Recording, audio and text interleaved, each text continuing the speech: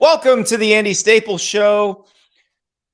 We're talking playoffs again. We're talking legal wrangling in the group of five with Chris Vannini.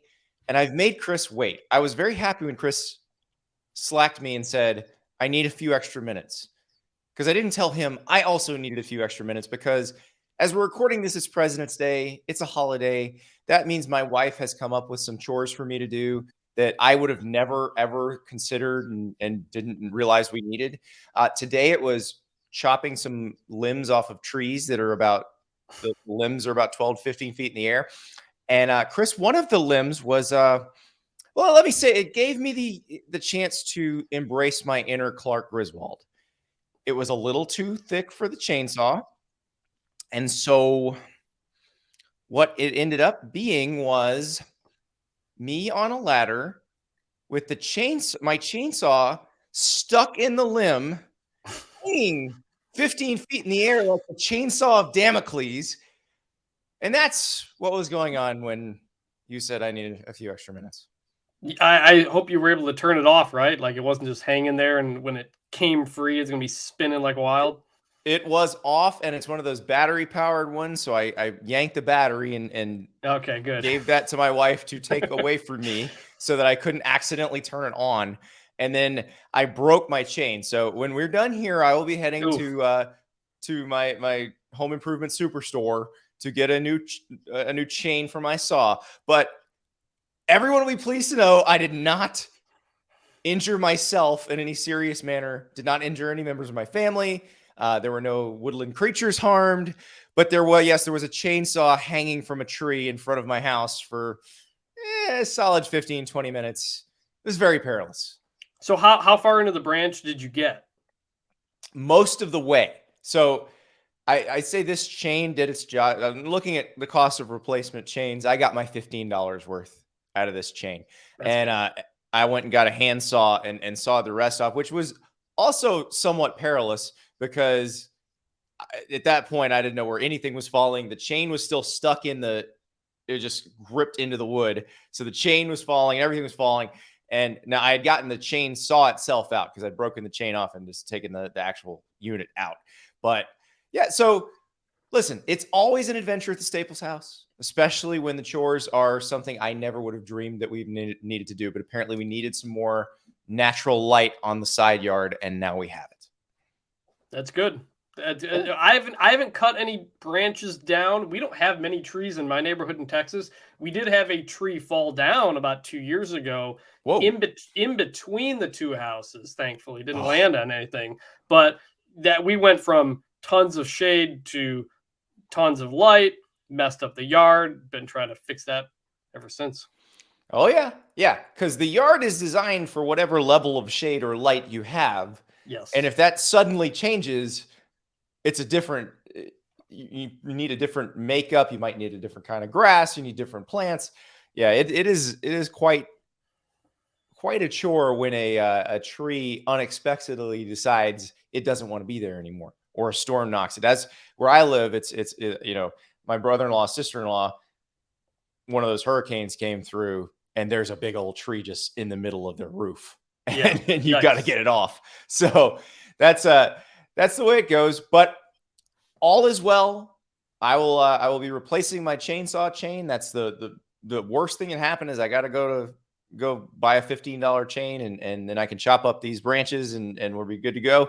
But Chris, I wanted to talk to you because you've been covering a lot of the most interesting stuff in college football lately. You wrote about the playoff situation on Friday when it happened. You called it basically a failure of leadership, which, it's college sports. We've kind of come to expect that.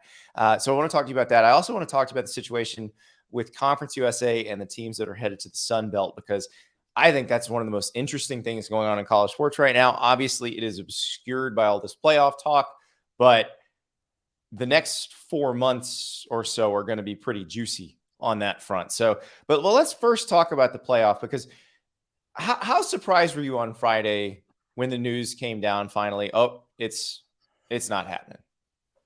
I was not surprised. I'd covered almost every set of in-person meetings they'd had since June, essentially one every month. And they seem to have very little progress. through all of that. And so coming out of last month when ACC Commissioner Jim Phillips was basically like, hey, we don't want to expand right now, that made it pretty clear where it was going to go. And that they were going to have a meeting in early March. Started to kind of hear that it may get canceled. So then, when they come out and say, all right, we're not expanding early, that kind of was a culmination of a lot of frustration over 8 months. So why did they go through the dog and pony show of having all these meetings? Was it just that the hope of the other 7 that they could convince, I guess 8 if you count Notre Dame, but the hope of that group that they could convince the other 3 to somehow vote yes on fast tracking this thing? Yeah, that was part of it. The ACC for a while had been pushing 8 teams, but you've got the Rose Bowl issue they still haven't figured out. You've got the automatic qualifiers they still haven't figured out. I think the biggest thing is that they started this on good terms back in June, and then everything goes to hell. Conference realignment happens, and you're already on this path, so you kind of try to see it through if you can. And the relationships were too fractured, I think, to eventually get anything done. I've been thinking about this a lot lately, Chris. I'm curious to know what your opinion is on this, because if Texas A&M doesn't leak that the SEC's getting Texas and Oklahoma, 1, does the 12-team playoff go through as we thought it would? 2, do we know yet that Texas and Oklahoma are going to the SEC? Well, that second question is the whole issue. It was going to be what, January or something? It might come out. I can't imagine they would have been able to hold it a secret for that long. So it probably comes out at some point. But if realignment, let's just say if Texas and Oklahoma don't leave, do we have the playoff expansion? I think yes. I asked Mountain West Commissioner Craig Thompson this on Friday. I said, if that doesn't happen, are we not having this conversation? And he says, it really changed the temperament in the room. He didn't want to say it was the breaking point or the catalyst, but it clearly changed everything, because then you had the trickle down where you've got the group of 5 commissioners trying to take teams from each other, and just the relationships got really damaged. So yeah, if conference realignment doesn't happen, we almost certainly have an expanded playoff early. See, I think that almost would have been worse, I think, if they had gone through with it, approved it, because I think you're right. And I think they would have approved it quickly. I think it would have been before the end of calendar 2021 that they approved it.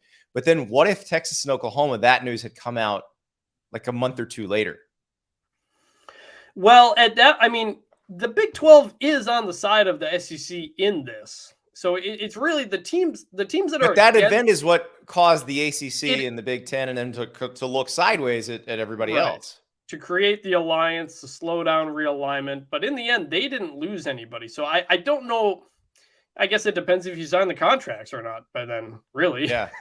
That would have been like, whoa, hold on. Because that was my thing with all this, is when they initially said slow it down, I was like, okay, slow it down. Figure out if there was an ulterior motive, because Greg Sankey was in the group that made the plan.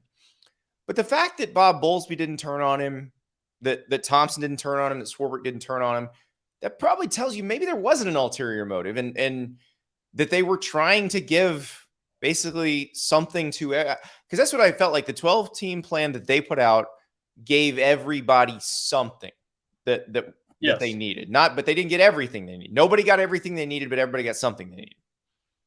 Yeah, exactly. I didn't really understand the 12 model when they first came out with it, but then as they kind of explained it, as you kind of realized, oh, hey, a bye week matters, so there's more stakes. Notre Dame will be in, but they're not going to get a bye. Like, it made sense for everybody, and frankly, I thought it ended up being a brilliant option. And that's not really what held it up at the end. It was all the little things like automatic qualifiers and stuff like that ended up holding it up. And the automatic qualifier thing, I didn't quite understand why it was such a big deal. Yeah. And I asked Bob Bowlesby this in December, because I was like, Bob, why don't you want this? Like, this guarantees your league is special. And he's like, I understand that, but it's basically lawsuit bait. It's basically saying this will get us dragged before Congress, and I don't want that. And that seems to be the prevailing reason why they want the top 6, which in practice, it would probably be those 5 conferences. Yes. And the American, probably, or the Mountain West.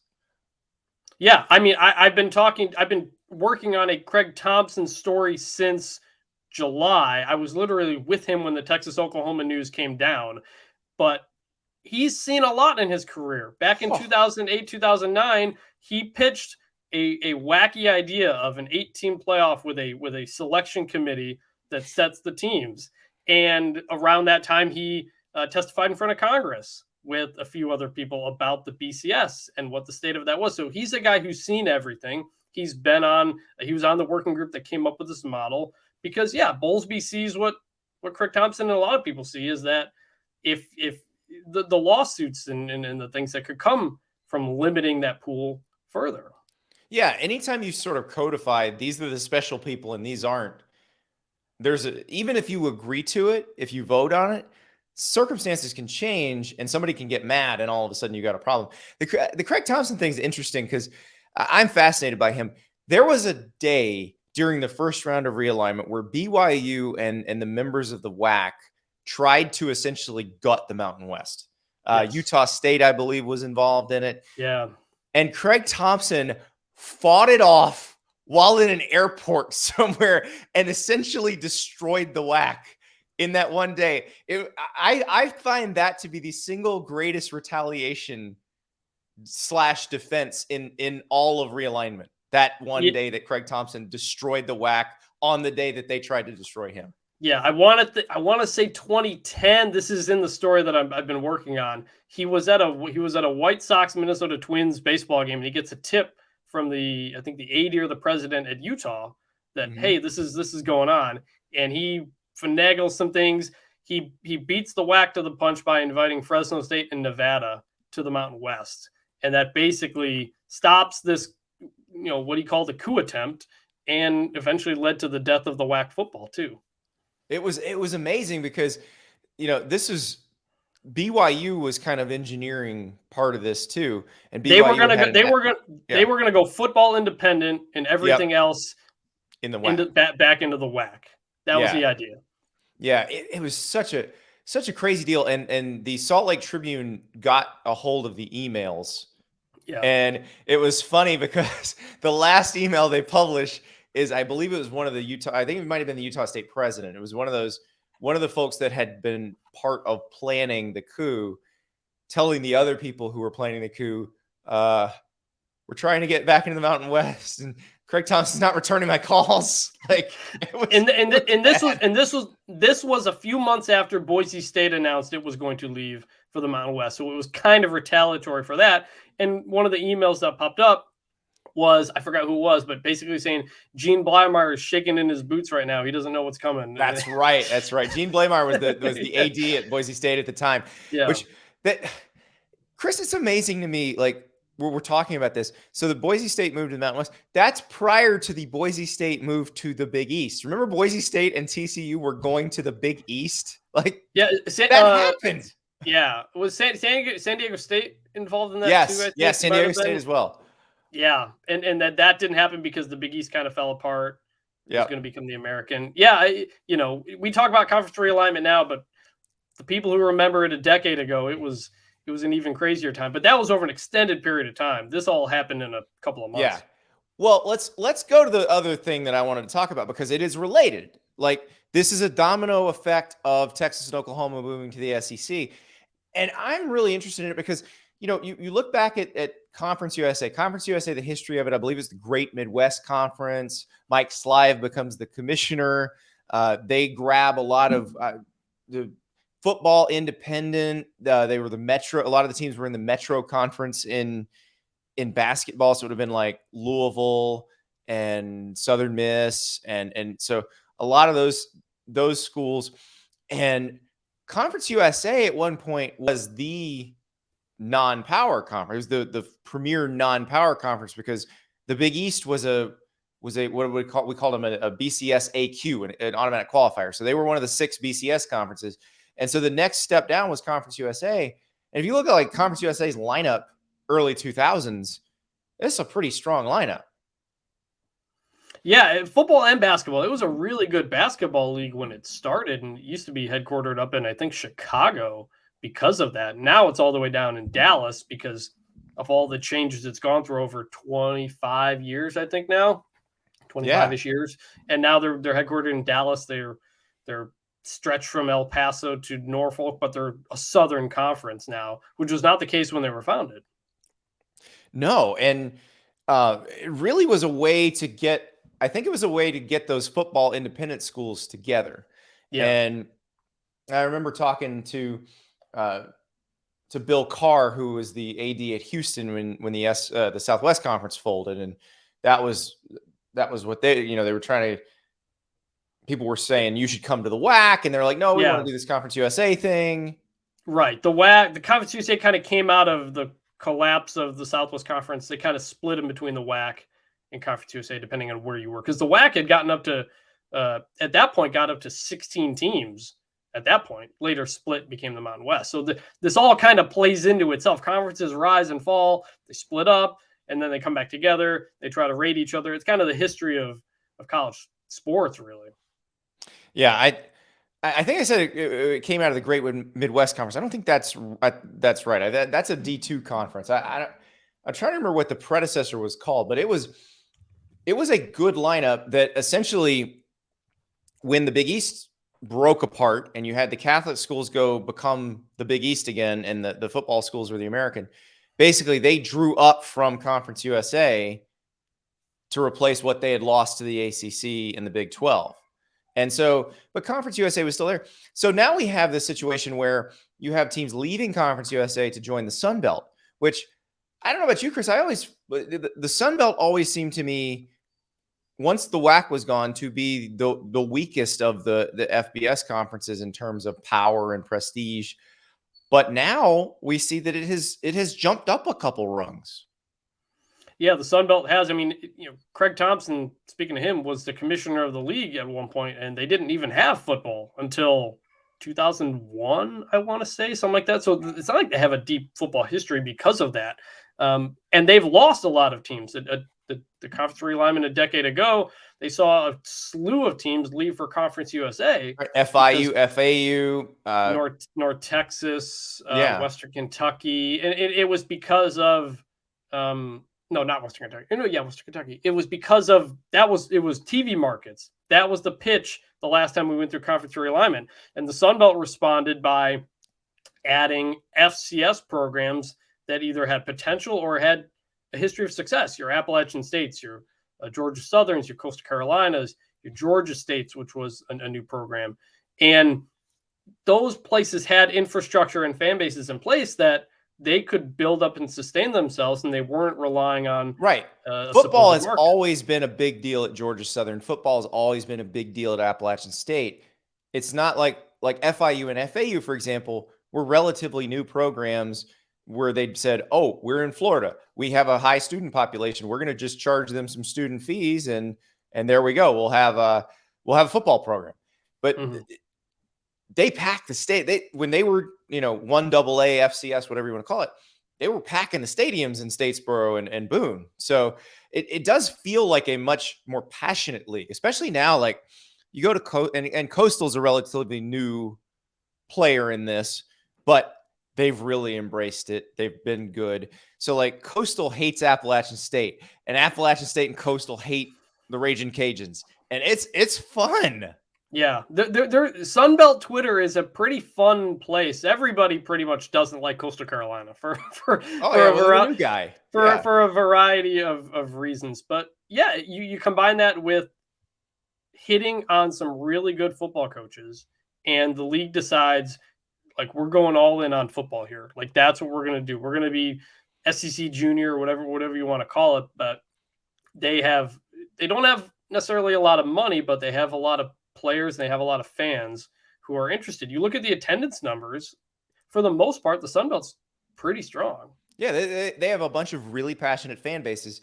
And so that's how you get a situation where if you'd have said 10 years ago somebody's going to leave Conference USA for the Sun Belt, they'd looked at you like you were crazy. Like it just never would happen. But now you have that. You have Marshall, Old Dominion, and Southern Miss are leaving. They have announced they are leaving Conference USA. They have announced they intend to play in the Sun Belt in 2022. Conference USA is like, well, according to our bylaws, you're stuck here another year. We're planning on having you here. And that's how you have UAB putting out its schedule where it's got two of those teams are supposed to play at UAB. So that's 2 home games that UAB has in the air. And they put out the schedule with the shrug emoji next to the 2 games because they don't know what the hell is going to happen. Yeah, it got real sticky real fast. So they announced that they're going to go last fall, along with James Madison from FCS. And pretty quickly you realize, all right, the cost to leave Conference USA is just 2 years of conference payouts, essentially. So the thinking becomes, well, if you're not getting that money anyway, why not just leave early? Right. And so they start to kind of figure out if they can do this. In December, they tell the Conference USA, we intend to leave by July 1st. That is 6 or 7 months away. The bylaws state you got to give 14 months notice. They know this. So they say, hey, let's negotiate, we'll pay money to get out. We'll pay some sort of fee that we'll come up with something and let's work this out and we'll leave and we'll give you some more money. And according to the schools, Conference USA says, we're not even having this conversation. You are supposed to be here. You have contractual obligations. And so that's what's going to happen. And the schools got so fed up that they released a statement a couple of weeks ago that announced, hey, we're gone. We're leaving. The Conference USA is not talking to us. So we're out of here. And that starts a potential legal fight. And it's going to be fascinating to watch. Now, look, if I had to guess, I'd say that these schools wind up playing in the Sun Belt this year because you can't make them show up at those Conference USA stadiums. Like, you're not going to physically force them there. I guess you could say you're breaching your contract, but it just seems so messy. It seems just figure something out, figure out a way to fill in those games in the Conference USA team's schedules and just get it over with. Yeah, and the Sun Belt comes up with its schedule typically around March 1st. That is the plan once again. And they have schedules in place ready for these 3 schools to come if they break free.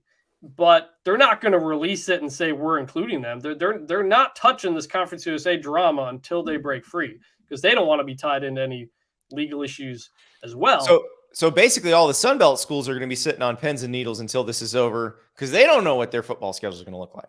Right. And so I talked to a few lawyers last week and over the weekend to kind of figure out like what is going to happen here. And essentially the only way they think Conference USA could keep them is you file a lawsuit and you request to get an injunction from a court to keep those schools in Conference USA. But that seems unlikely to happen. They're unlikely to get the injunction, either because you file it, in the town of these schools and the judges won't be favorable to you. They don't want to be seen as preventing student athlete opportunities, all these kinds of things. So if it gets, they don't think it's likely to get an injunction. So then what's most likely is the settlement, which is what the whole thing was supposed to be at the beginning. But how long is this going to drag out? We don't know. The Sun Belt's not going to sit there and wait 3 months because it's got to book its schedule. It's got to book the charter planes now. It's got to book the hotels now.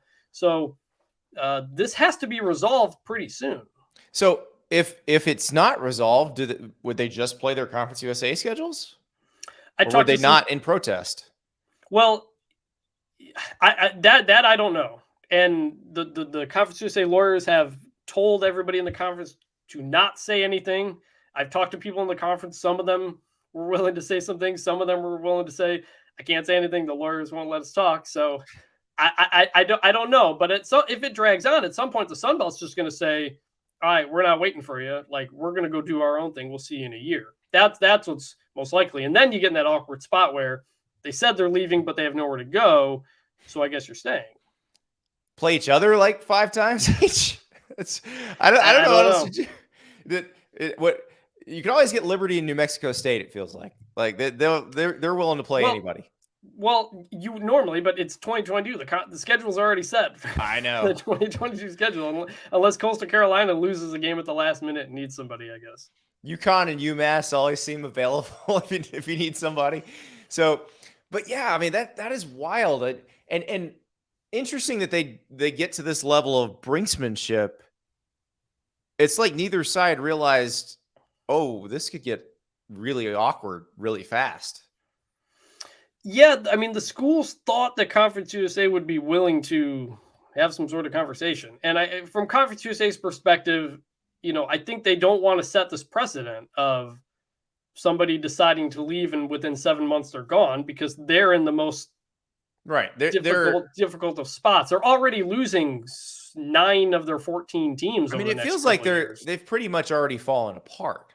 And I realize there are schools that want to jump up to FBS that will try to join Conference USA, but it does feel like they're on pretty precarious ground too. Like, at what point do they just fold up the tent? Well, they stabilized. They will have 9 teams by the end of this. They're adding Jacksonville State, Sam Houston, Liberty, New Mexico State. Right. Two of those are FBS. They tried to get UConn, but UConn was kind of on the fence about it. UMass desperately wanted in, but they didn't want UMass. Poor UMass. And so, in Western Kentucky and Middle Tennessee had conversations with the MAC about the MAC. Western Kentucky really wanted to go, still really wants to go, but Middle Tennessee didn't want to, and they're kind of together. So by the end of this Conference USA, we'll still have 9 teams. It's a viable conference. I don't know if that's what's going to be long term, but it did settle and find itself, and it didn't collapse. Liberty's going to own that conference, right? Probably. They've got really good football and basketball programs, and for a while Liberty couldn't get a conference. Yeah, nobody would even sniff them. They had to get a waiver to move up. Because normally to move up from FCS to FBS, you have to have a conference invitation. But Liberty had so much money and so much success that they were like, all right, you guys can kind of figure it out on your own. But the Jerry Falwell situation, a lot of things around Liberty as a university kept these conferences away. They've offered tens of millions of dollars to Conference USA in the Sun Belt to try to join, and they turned them down. Now Conference USA is in a desperate spot where they're saying, all right, we'll take Liberty now. And I made this point last week.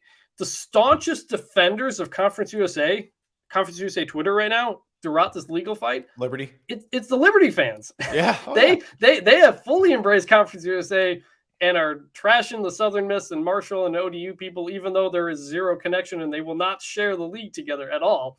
But, I love that. The conference that never wanted you. Yes. That said, no. And then they finally need you. And you're like, we're all in. We got your back now, even though you hated us before.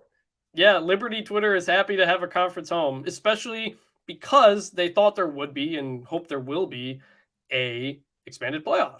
And if you're Liberty, you need that expanded playoff to have a chance to get into it. Right, because you could be potentially the highest ranked Group of 5 champ if there are 5 auto bids, or if the 6 highest ranked conference champs, you could be one of the 6.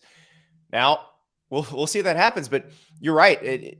In that lineup, Liberty's got a shot. Now they'd have to play some Power 5 teams and beat them, but Power 5 teams have been more than happy to schedule them. So I think that's a distinct possibility. But the question is there going to be a 12-team playoff where there are space for either the 6th highest ranked conference champs or the 5 Power 5 conferences and the highest ranked conference champ? Or when they go back to the table, do they come up with something completely different?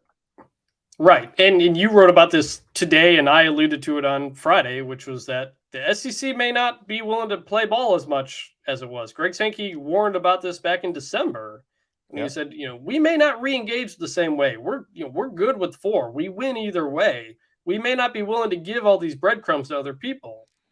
And that's where I'll be interested. My SEC versus all y'all, like it, let me put it this way, is not entirely sprung from my imagination. Like, no, it's been spitballed up there.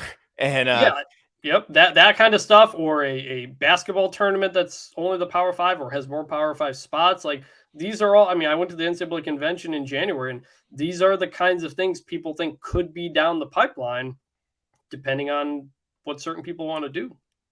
Yeah, and that's what I'm curious, is if the SEC comes back playing hardball, because what I suggested, that whole SEC tournament, football tournament where they produce a champion and maybe they put their champion against everybody else's champion, or not if they don't want to. I would view that more, if that were actually presented by the SEC itself, I would view that more as probably a threat to get the 12-team playoff? Because I still think, Yeah. I don't know what you think about this. I still think most of these guys, while they do want to make money for their own leagues, they do. I do think they want to make college football a better national proposition.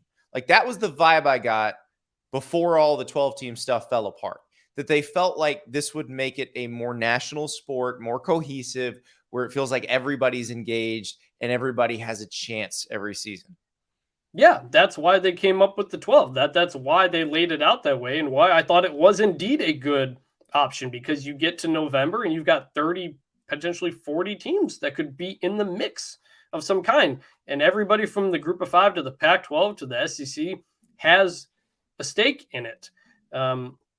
But the Alliance didn't want to do that. You've got certain university presidents that don't want to do things for certain reasons. And when you have a sport like this, where you have to have 11 people representing hundreds of people all come to an agreement on something, it's hard. And that's why college sports has always, it's decentralized by design, but that lack of centralization has caused lack of progress. And everybody makes more money if it is a national proposition. Everybody does. But if they won't work together to make it a national proposition, then everybody's just going to go look out for themselves. And I like Ari and I talked about this on the Monday show. I think if you had a situation, if you like, you have the SEC come in looking out only for itself, eventually the Big Ten will do the same. And then once that happens, everything will just coalesce around those two. And that's going to be it. That's going to be your AFC and NFC, and then you're done. And this is, I mean, the whole for the greater good conversation is what I wrote back in July about conference realignment. This whole conversation we're having is because Texas wanted more money. I don't blame the SEC for taking Texas and Oklahoma when they come to them saying, hey, got any interest to work something out here? Of course the SEC is going to have interest to work something out there. They'd be wrong not to. Yeah. But that starts you on this path here where you've got realignment, you've got playoffs not happening, and who knows what the future is now. And it all comes back to Texas wanted more money. It always comes back to Texas. Everything. Going back to 2010. Larry Scott could have had Texas and Oklahoma and Texas Tech and Oklahoma State and Colorado in the Pac-16. But DeLost Dodds had to pull the okey doke. Last 11th hour, DeLost Dodds is like, oh, by the way, remember how we said we'd pool our rights and do your network? We're gonna do our own network. That's cool, right? And then Larry Scott's like, of course that's not cool. Like, no, that's not what we talked about. But by the way, there in the Athletic Slack, there is a Pac-16 emoji that was created several years ago when I think it was David Ubben wrote that story or something like that. I'm gonna have to find this. Yeah, so anytime there's a conference realignment story, or I just throw it onto stuff all the time randomly throughout Slack. It's my favorite emoji that we have in there. It's just a little pack. If you don't know college football, you don't think it's the thing, because they did like a purge of the Slack emojis a couple years back. Yeah, but they kept that one there because I don't think they realized what the Pac-16 was. That's amazing. Well, we do all these what if stories in the off season. That's a what if story that we really do need to do. Like, what if the Pac-16 had happened? What else would have happened? Because it would have been fascinating. Like, obviously the SEC would not have been able to get Texas and Oklahoma, but would the SEC have still taken Texas A&M? Because A&M was part of the original Pac-16 as well. I think I left them out in the listing I was making. So A&M was going that way. I don't know. I don't know what the SEC would look like. I don't know what the Big Ten would look like. It would be fascinating to see, because everybody always thinks it'd be 4 16-team super conferences. It would never be that nice and neat. Like, right. Now it's going to be 2. I think then it might have been 3. I think the SEC and ACC kind of merge, and the Big Ten and then the rest of the ACC kind of merge, and then maybe 3, basically. Because I mean, if there was an opportunity to do 4 clean conferences, it would have been this past fall when the rest of the Big 12 was up for grabs, but nobody wanted them. So that's why they stuck together. Big Ten didn't take Kansas or anything. Pac-12 didn't take TCU, these kinds of things. So That was never going to happen. Yeah. So I know everybody, every time this comes up, everybody tweets at me. Well, if they just did 4 16-team league, no, I know.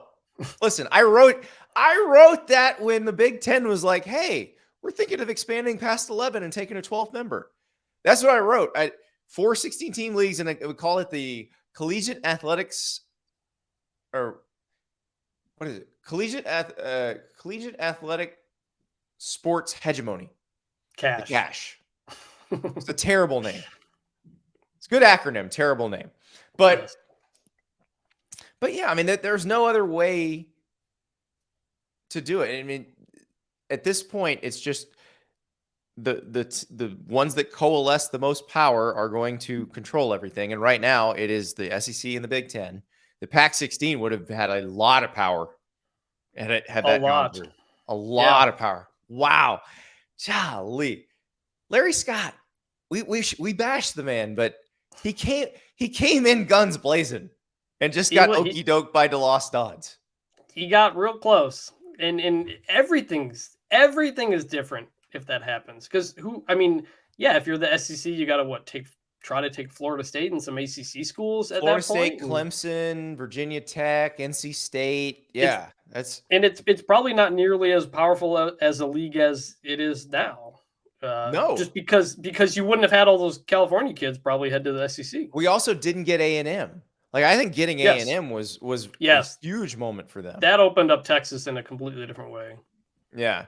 So and the Big Ten would not have sat still either. They would have. No, I think the SEC and Big Ten would have gutted the ACC at that point. That just would have been You get reach in, take what you want. Your North Carolinas, where Jim Delaney went to school. Yeah, North Carolina, Virginia goes to the Big Ten. I mean, perfect fit. Yeah. Probably Missouri. Goes to the Big Ten instead. Missouri always wanted to go to the Big Ten. So yeah. So wow, man, would have been crazy. And now Chris and I have something to do in June. I think we're going to have to make that happen. That what if the Pac-16 has succeeded? Because I do think there's a bunch of people who would be willing to talk to us about that, who were involved, who looking back 12 years later might feel a little bit differently about it now, or might have an idea of how. Because I really do think, from the people I've talked to, and like the Texas A&M people say they sniffed out what Texas was doing early, but of course they're going to say that because they don't like Texas. Yes. But I mean, Larry Scott makes his visit to Texas A&M, and one of the Texas A&M people goes, "Hey, you know what Texas is going to do to you, right?" And then like the night later, Texas does that to them. So it's a dirty business, continues to be a dirty business, but somebody's got to cover it. And that's what we're here for. So if you want more college football coverage from me, from Chris Vannini, from Nicole Auerbach, from Bruce Feldman, from Stuart Mandel, from Ari Wasserman. Yeah, we love Ari. He writes too. TheAthletic.com/Andy Staples will get you 6 months of The Athletic for $6. $1 per month for your first 6 months. TheAthletic.com/Andy Staples. It is the best deal going. It's basically the price of a double shot latte for 6 months of all the sports news you can read. Who wouldn't get that? Chris, thank you so much for joining us. Happy to be here.